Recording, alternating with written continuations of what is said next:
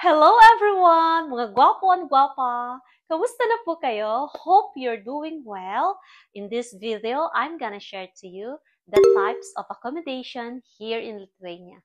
Plus, at the end of the video, isi-share ko po sa inyo or i-reveal ko po sa inyo kung anong klase po ng accommodation ang tinitirhan po namin ngayon. So brace yourself and this is gonna be another informative vlog.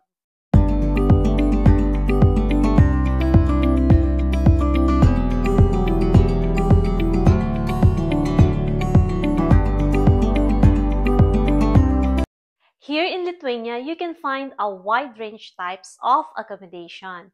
Meron pong hotel type, flat or apartment type, and then meron pong guest house, and meron din pong dormitory for student. Okay? For hotel type accommodation, ito po ay isa sa mga luxury type of accommodation na nire-rent po ng isang individual. Pero meron naman din pong mga budget-friendly na hotel type of accommodation. For guest houses type of accommodation, isa po ito sa malaking bahay and then marami po siyang iba't ibang rooms. Okay? Next po is apartment or flat type accommodation. These units provides for individuality or good for families na mag-i-stay longer dito po sa bansang Lithuania. And then for the last type of accommodation is the dormitory or for the student po na mag-i-stay dito sa bansang Lithuania. So more likely, ganito po ang itsura niya. Okay? So ito pong type ng accommodation na to is more likely malapit lang po sa school or sa campus na kanilang papasukan. Okay? So if you could ask me what type of accommodation ang tinirhan po namin dito sa bansang Lithuania, is the dormitory or for student type of accommodation. But that was 1 month lang po kaming nag-stay doon temporarily habang inaayos po ang aming permanent accommodation. So ito po yung temporary type of accommodation na tinirhan po namin dito sa bansang Lithuania. And then after 1 month, dito na po kami lumipat sa accommodation na ito. Okay?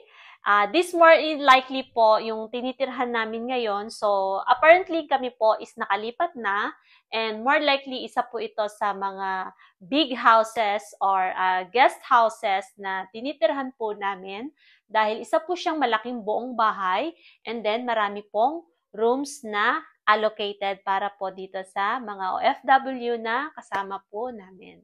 Kaya naman po, sa susunod kong vlog, abangan nyo po dahil ipapasilip ko po sa inyo ang loob ng aming accommodation. So, i-vlog ko po kayo, itutur ko po kayo sa type of accommodation namin dito sa bansang Lithuania. Okay?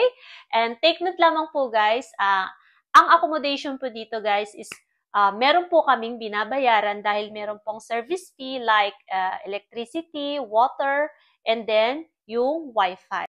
So, if you could ask me kung magkano po ang binabayaran namin monthly dito po sa aming accommodation, kinakaltasan po kami ng 80 euro per month dahil po sa services na nagagamit po dito sa bahay. Okay? So, it costs around 5,000 per month yung aming binabayaran. So, medyo meron din pong kamahalan. Okay? And take note po guys, dito po sa type of accommodation namin is magkasama po ang babae at lalaki sa isang buong bahay, pero magkakabukod naman po ng rooms. Alright?